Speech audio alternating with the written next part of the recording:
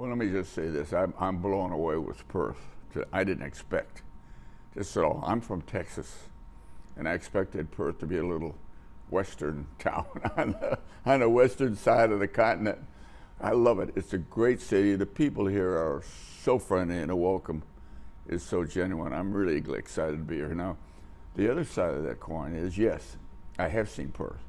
On my very first flight around the Earth, I was about 250 miles above the Earth, and I had a little. It was a spacewalk. I had a little problem, and I overpowered my environmental control system. I got all fogged up. Came over Australia at night, which was normal in those days because we launched during the day, and came over Australia at night, and I was able to take my nose and rub a little window in my visor so I could see out. It was dark, and then all of a sudden I saw all these lights, and the controller was saying, I said, where am I? I said, I knew it was around Australia. He said, you're over Perth. And I said, God bless those people. I said, I've been up here in the dark, and I cannot tell you. It was like a security blanket. You know, little Linus has a security blanket. Seeing Perth from space like that, traveling 18,000 miles an hour, it gets pretty lonely. But to see Perth and to see all of a sudden the lights go on was really a genuinely warm welcome. And I met a lady yesterday, we were talking, and she says, I'm the one who turned the lights on. I know she had a little switch, and she probably turned her front door light on or something, but she was so proud that she turned the lights on. I cannot thank you folks. Thank everybody in Perth. That was a warm feeling for me, and I call it spacewalk from hell, so you can get an idea what it might have been like. Can I take you back to the phone call where you were asked whether you would consider being an astronaut for the Apollo program? And can you just take us through your reaction and what your thoughts were? Well, you know, way back when, I was a naval aviator. That was my dream as a kid. World War II, I'd see all these unsung heroes fight the war over here in this part of the world. I wanted to fly airplanes off aircraft carriers. There was no Buck Rogers. There was no space program. But that was my passion. And fate had a lot to do with where I went from there. And during that process, the space program opened up. Hal Shepard, John Glenn, Yuri Gagarin flew. And it became exciting and interesting, but I wouldn't qualify. I didn't meet NASA's requirements for flight time. I hadn't gone to test pilot school. I wasn't good enough. I wasn't a John Glenn. I had a long way to go, so I did not apply. And then one day I got a telephone call from the Navy Department and NASA saying, we want to recommend you for the Apollo program. It just blew me away. I didn't know what they were talking about. And I said, well, no, yes, but heck yes. Typical military fashion. They said, it's a Friday afternoon. Not good enough. We got to know in writing by Monday morning.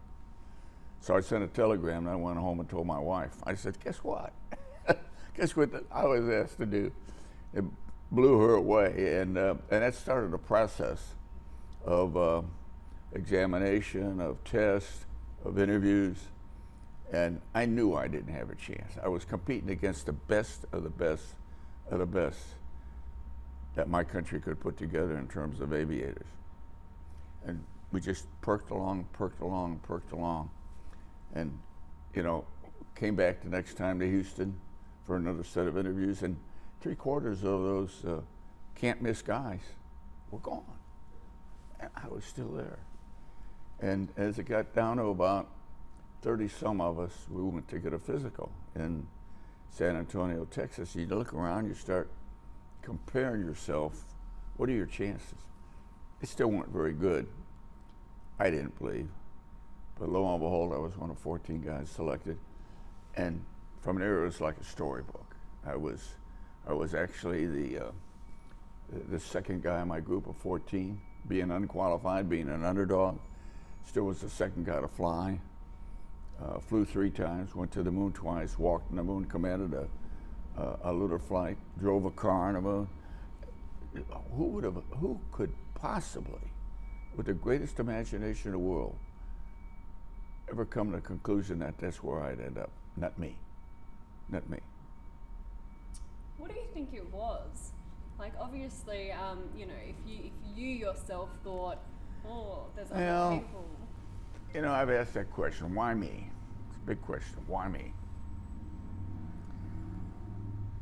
I had a dad, a pretty wise old guy, but most of us, particularly boys, I don't know about young ladies, we don't listen to our father until later in life, until we realize that's our real hero. It's no longer John Wayne, it's your father. And he only ever asked one thing of me. And he said, all I want you to do in the classroom, on the football field, whatever you do in life, had no idea where I was headed, is to do your best. Just do your best. And sooner or later, you're going to surprise yourself. And he was right. I did surprise myself, and I tried. I tried maybe a little harder because I did really conceive that I had a taller mountain to climb. I truly was an underdog. I wasn't going to get there from here unless I somehow proved to somebody that I was good enough. When I stepped on the moon on Apollo 17, commander of that flight, I proved to me, and that was important, that I was good enough. That was the most important step I think I've ever taken in my life. Great. You spent 3 days living on the moon. Mm-hmm. What was that like? And that's something crazy. I'm talking to you 40 years later saying I lived on the moon for 75 hours. I don't know, maybe I'm smoking something, I'm not sure. But I did. I know what it's like. I've been there. I can look up there. I can take you back there with the speed of thought and share God's front porch with you where I lived. And that's what I call it, God's front porch. As I looked back home at the beauty of this earth. You know, when you travel around, I traveled over Perth. You travel around the earth. You don't see it. You fly over a river, a coastline, a city, a hometown. But when you go to the moon and that earth closes in upon itself, and you look from the North Pole to the South Pole, across from the Atlantic to the Pacific, across the North American, South American continent to Australia. And then city, after another 10 or 12 hours, you're looking at the other side of the world. That's magic. I mean, does that really happen? Yes, I've been there, I've seen it. Yes, it's my science fiction world that became a reality in my lifetime. And it's an overpowering experience. And when you come home and that's all behind you, and I'm not the kind of guy who lives in the past. I like to live in the future. What's going to happen tomorrow? But you can't help when someone asks me about it. What do you think about it? And it's almost an unreal experience. Did I fall asleep for 13 years of my life and have a dream and wake up? And here I am now, you know, when I got selected for the space program and I hadn't done it, I was an American hero before I ever stepped in a spaceship. Now that's a big chunk to bite off. I mean, you've got to be somebody you're not at the time when you haven't done anything. You don't have anything to look over your shoulder and say, yeah, I went to the moon. But now, from my point of view, at least my kids, my grandkids and theirs, and maybe yours, can pick up a history book and this is what we did back then. And that, for me, is what the purpose of this movie is. I want those kids 10 and 20 years from now to realize if I can do it before they were born, they could do it. Do what?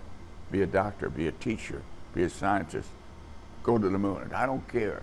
But if they don't try, like my dad said, they'll never know how good they can be. So when I leave Australia, I would like to leave,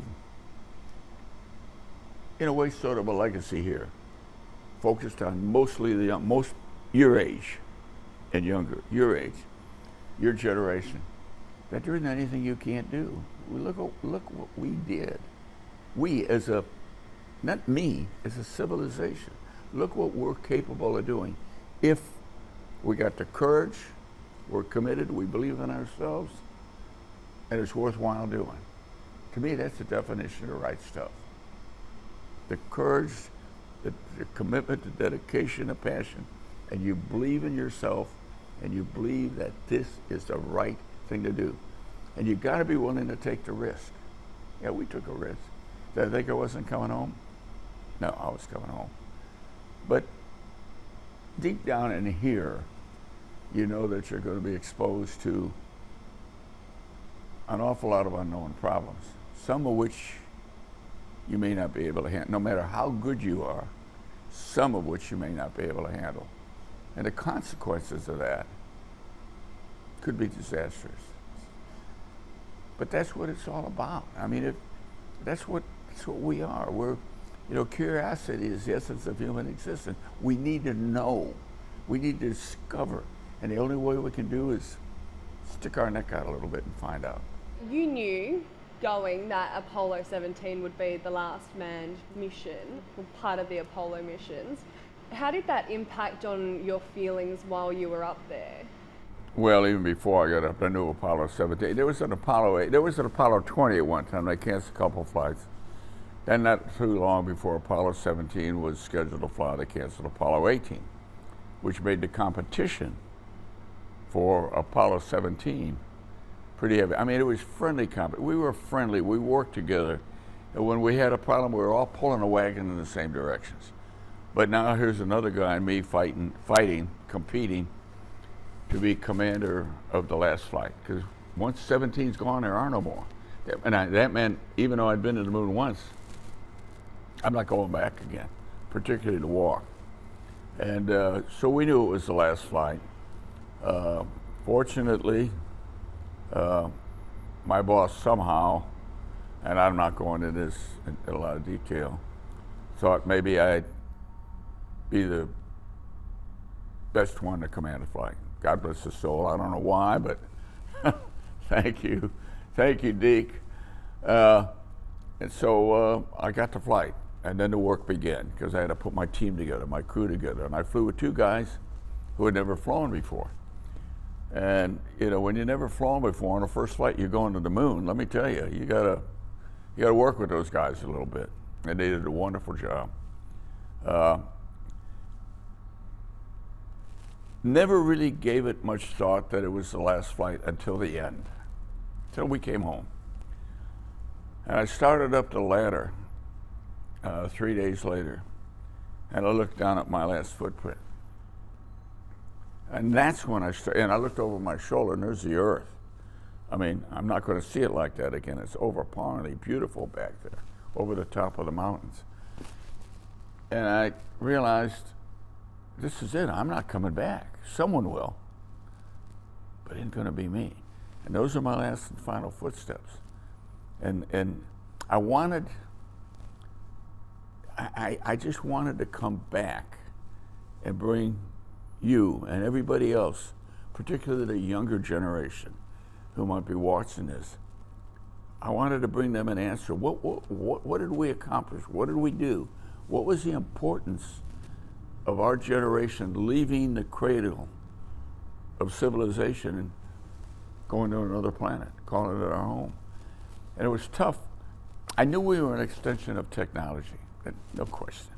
But it was, I've always said going on the moon compared to flying in Earth orbit, different space program, different technologically, different philosophically, was where I was at that moment, and different spiritually. because, and I didn't say religiously, I said spiritually.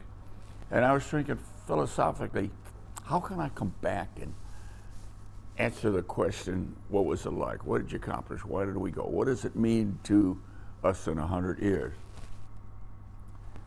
And the only thing two things I had. Number one, I tried to remind people that if you can let your imagination wander and pretend that you sat on God's front porch, whoever your God is fine with me, and look back at the small part of his creation, you would come back knowing that there is a creator of this universe. It did not happen by accident.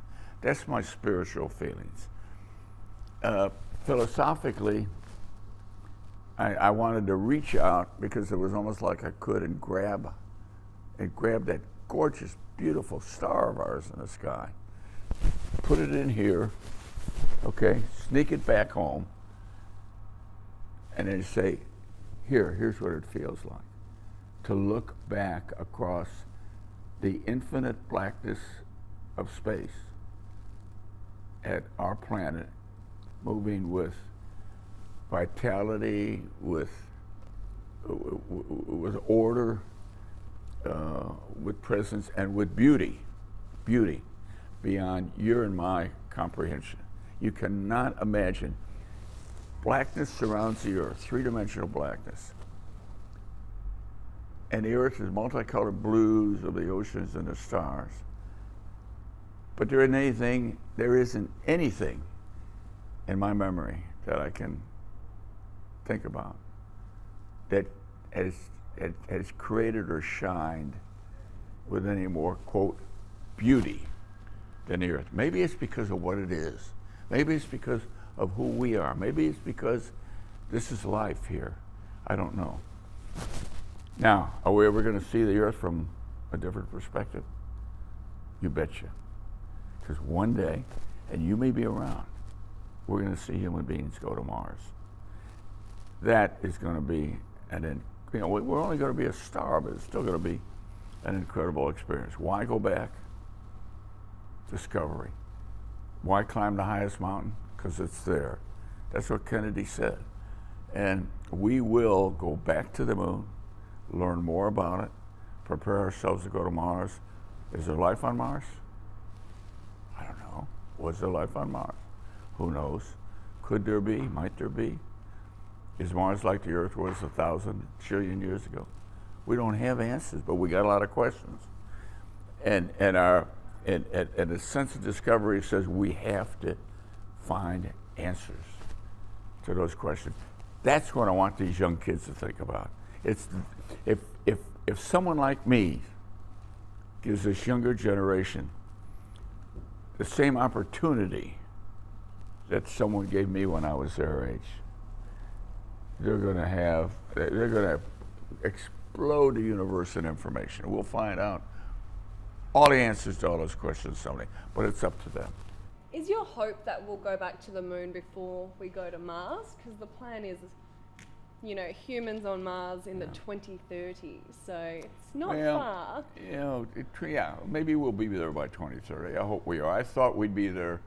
When I came back from the moon 40 years ago, I predicted we'd be on our way to Mars by the turn of the century. That's 16 years ago already. And my timetable is a little long, but my thesis is correct. We will be there. There's no question. And why go to the moon first? Because we have to. The moon is a God-given natural resource that we can use to practice on and learn how to live there and learn how to build habits, so that when we get to Mars, it's like a simulator. It's like we have been there before. When we get to Mars, I think we can make use of our time much better. And from a security and safety point of view, I think we'll be much more prepared. Are you obviously disappointed that no one has been to the moon in all these years? Cindy, last man on the moon, I'm not the last man on the moon. I'm the last man on the moon of Apollo. I'm the last man on the moon of the 20th century. There is no last. I'm just, if you will, the press gave me that handle because it was the last man on the moon. And it's fine, and I'm proud of it, but it's a yoke to bear, quite frankly, because I want to give that to somebody else. I want to give that to the next young man or next young woman who's going to take us back there. I want them to feel and understand and have a sense of what I felt. I can tell someone about going to the moon, but until you've done it, you haven't done it. It's a whole new world, both, as I say, physically, philosophically, spiritually, the whole thing. I mean, to just, and I'm back there right now, to just stand on the moon and realize I am here right now at this point in time and space is an overpowering concept to deal with. It is, very much so. You're sharing your story because you want to inspire the younger generation to go. I was encouraged, Cindy. I wrote a book. The book was not a technical book. It was a book to answer all the questions I think people have. What was it like? What did it feel like? In the book, I first person take you and all the readers everywhere I've been. I've taken you into space. I let you live through my spacewalk from hell, where even I, for a while, wasn't sure I was going to get back to stand on the moon with me. But it's me first person. The director of this movie, who read the book, and the producer, were passionate about the story. But they said, we got to transfer this story into a visual media. And we have to bring other people who lived your life with you, your family, your kids, your grandkids, your sister, your best friends. What was going on in their world when their buddy or their son or their brother was going to the moon? I didn't appreciate what they were living through until we started this movie, and I listened to some of their comments and thoughts and interviews. And so the movie is really, it's about my life almost as they saw it. And what happened, I went to Arlington Cemetery and some of these other places. They put a microphone here and said, think out loud. But when I went to Arlington, I looked at Roger Chaffee and Gus Grissom's grave, guys that got burned up in a fire before we ever got off the ground. That was big time for me. Why me? Why am I here and why are they here? That was part of the story. And I think we have to, I feel responsible for letting these people know we didn't send robots to the moon, human beings, people with feelings, people with thoughts, people who made mistakes, people whose life was sort of dictated by fate. But I got there, and they can get there too. And so I use the word inspiration a lot. I want to inspire these kids to start thinking about what they can do. The last words I said in the movie, I'm sitting on a rock at my little ranch in Texas with one of my Labradors throwing a fishing pole in, and I'm looking up at daytime, but there was a full moon. And I said something, and I'll paraphrase it, but it's talking to these kids. If I can go to the moon, what can't you do? And you know, a young man or a young woman your age does not have an answer for that. The answer is quite simple, nothing. There's nothing you can't do if you want to do it badly enough. I've got one more question. This is more for me. How do you think the world would be different if everyone had the opportunity to see the Earth from space? Not necessarily from the moon, but from space. Yeah, I think, space, it's going to be a, quote, joy. We're going to send people up in space. Going to be somewhat of a joyride. Wow, zero gravity, this kind of thing. But when I say space, that's near Earth orbit. But when you go somewhere on the moon, and you have the chance to look back and let your philosophical system start to kick in. I truly believe this. With the problems we have in the world today, I don't care what language you speak, what color you are, what religion, what you believe in. If I could take, I truly believe this, if I could take every human being in this world right now and stand them next to me on the surface of the moon and look back at the earth and try and take in where they are at that moment and what they're looking at, I truly believe, I honestly believe, this would be a much different world to live in today. Now, can I do that? Unfortunately not. But I think if I could, I don't care what their agenda or background, I just truly believe they could not handle what they're looking at with coming back and say, it shouldn't be the way it is, let's make it different. That's what I was thinking. I would think the same thing. You know, so you realize that you're all one. Well, on you know, that you put a blue person, marble. you put a person in that position, and I don't think there anybody who could just accept it for what it is. I think you gotta, like I said, you pitch yourself to make sure you know where you are at that. Am I really here? Is this really happening? And that's really what that's all about. Anything to add at all? Anything that you wanted to? Otherwise, no, other than it's delightful to be here with you, and I'm going to say it again, Perth blows me away. First time I've been here, I want to come back. Beautiful city.